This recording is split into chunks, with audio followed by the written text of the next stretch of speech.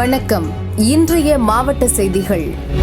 காமராஜர் குறித்து அவதூறு பேசிய திருச்சி சிவாவை கண்டித்து தென்காசி மாவட்டம் பாவூர் சத்திரம் பஸ் ஸ்டாண்ட் அருகில் காமராஜர் சிலை முன்பு திருநெல்வேலி காங்கிரஸ் சார்பில் ஆர்ப்பாட்டம் நடைபெற்றது. முன்னாள் MP ராமசுப்பு தலைமை வகித்தார்.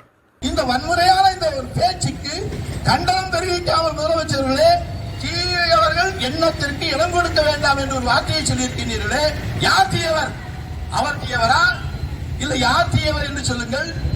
காங்கிரஸ் கட்சியை நீங்க வேண்டாம்னு ஒதுக்கினா கூட நாங்க தயாரா இருக்கோம்.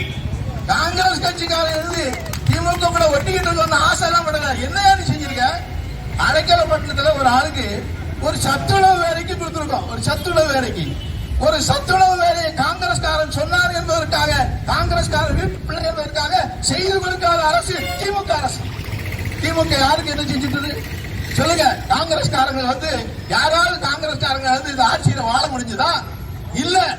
அப்படி இருக்கும்போது எங்களுக்கு என்ன அவங்க கூட்டணி? நாங்க அப்படிதான் ஆசைப்படல. இவங்க ரெடியா தான் இருக்காங்க வரும். அதனால நீங்க வன்முறையாக பேசிவிட்டு காமராஜரை இழிவுபடுத்துவது மட்டும் இல்ல, காமராஜரை வச்சுக்கிட்டு நீங்க நிறைய இடங்கள்ல ஓட்டு வாங்கிடலாம்னு நினைக்கிறீங்க. ஓட்டு வாங்க நினைக்கிறவங்க திருச்சி சிவா மாதிரி ஆட்கள் பேசுறதை நீங்க வச்சிருக்கீங்கன்னு சொன்னா எப்படி உங்க ஆட்சி உருப்படும்?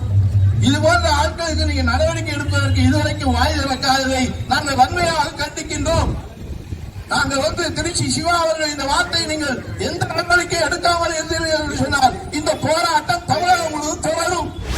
திண்டுக்கல் மாவட்டம் வனத்துறை கட்டுப்பாட்டில் உள்ள வத்தலகுண்டு வனச்சரகம் கொடைக்கானல் கீழ்மலையில் யானை தந்தம் விற்பனை செய்யப்படுவதாக வன உயிரின குற்றப்பிரிவு அதிகாரிகளுக்கு ரகசிய தகவல் கிடைத்தது.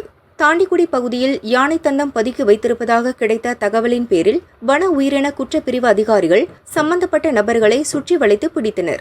தாண்டிக்குடி மங்களம் கோம்புவைச் சேர்ந்த சுருளி, ஆலடிப்பட்டியைச் சேர்ந்த ராதாகிருஷ்ணன், பட்டலங்காடுவைச் சேர்ந்த பாஸ்கரன் ஆகிய 3 பேரையும் கைது செய்தனர்.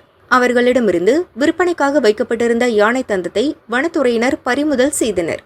3 பேரிடமும் தொடர் விசாரணை நடக்கிறது. கோவை மாவட்டம் சுல்தான்பேட்டையில் பொள்ளாச்சி பல்லடம் நெடுஞ்சாலை சமீபத்தில் விரிவாக்கம் செய்யப்பட்டது. 2.5 கிலோமீட்டர் தூரத்துக்கு 21 ஸ்பீட் பிரேக்குகள் அமைக்கப்பட்டன. மிக தடிமனாக உள்ள இந்த ஸ்பீடு பிரேக்குகளால் அடிக்கடி விபத்து ஏற்படுகிறது. இவற்றை அகற்ற வேண்டுமென அப்பகுதி பொதுமக்கள் தொடர்ந்து வலியுறுத்தி வருகின்றனர். அடுத்தடுத்து வாகனங்கள் விபத்துக்குள்ளானதை தொடர்ந்து பொதுமக்கள் மறியலில் ஈடுபட முயன்றனர். அவர்களிடம் போலீசார் பேச்சுவார்த்தை நடத்தினர்.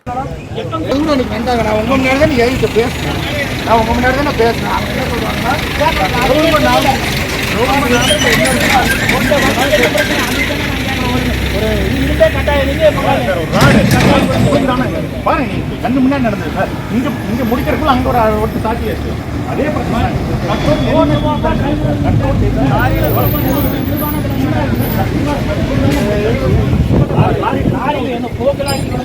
எடுத்து வச்சிருக்காங்க.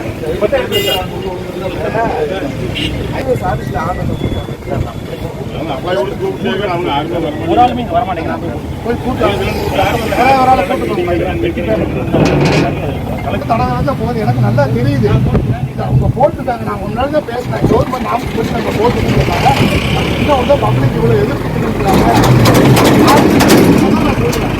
யாருக்கும் எடுத்து வச்சிருக்கிறீங்க. மிரட்டுறாங்க சார். யாருமே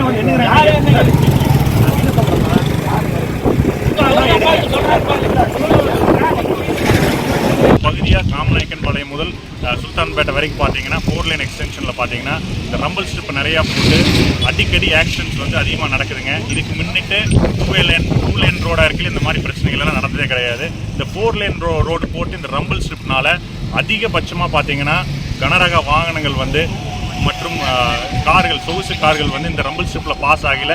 சில பேர் நிறுத்துறாங்க, சில பேர் பாஸ் ஆகிறாங்க. இதன் காரணமாக பின்னாடி வர்ற வாகனம் அடிக்கடி முன்னாடி செல்கிற வாகனத்தில் முட்டி மிகப்பெரிய விபத்து ஏற்பட்டு வருது. ஒரு விபத்தை கட்டுப்படுறதுக்காக ஒரு விஷயம் பண்ணுறது இப்போ விபத்தாக மாறி வருது. இதுக்காக நாங்கள் பல முறை இந்த பகுதி சார்ந்த மக்கள் மனுக்கள் கலெக்டரேட்டிலிருந்து நெடுஞ்சாலைத்துறை அலுவலகம், சுல்தான்பேட்டை பகுதியில் அமைந்துள்ள நெடுஞ்சாலைத்துறை அலுவலகம் மற்றும் பொள்ளாச்சி அலுவலகம் எல்லாத்துக்கிட்டையும் நாங்கள் போய் முறையிட்டு இதை உடனடியாக அகற்ற வேண்டும். நீலகிரி மாவட்டம் குன்னூர் வண்டிச்சோலை ஃபாரஸ்டேல் சாலை ரோஸ்வேலி தனியார் தேயிலை தொழிற்சாலை அருகே சிறுத்தை ஒன்று இறந்து கிடந்தது. தொழிற்சாலை நிர்வாகிகள் வனத்துறைக்கு தகவல் தெரிவித்தனர். நீலகிரி உதவி வன பாதுகாவலர் மணிமாறன், குன்னூர் ரேஞ்சர் ரவீந்திரநாத், முதுமலை கால்நடை டாக்டர் ராஜேஷ் மற்றும் மின்வாரியத்தினர் ஆய்வு செய்து பிரேத பரிசோதனைக்கு பின்னர் எரியூட்டினர். கரடிகள் சிறுத்தையுடன் சண்டையிட்டதை தொழிலாளர்கள் பார்த்துள்ளனர். 2 வயது காயமடைந்த பெண் சிறுத்தை தப்பிக்க மின்கம்பத்தில் ஏறி ஷாக்கடித்து இறந்துள்ளது. பிரேத பரிசோதனை அறிக்கைக்கு பின் விவரம் தெரியவரும் என வனத்துறையினர் தெரிவித்தனர்.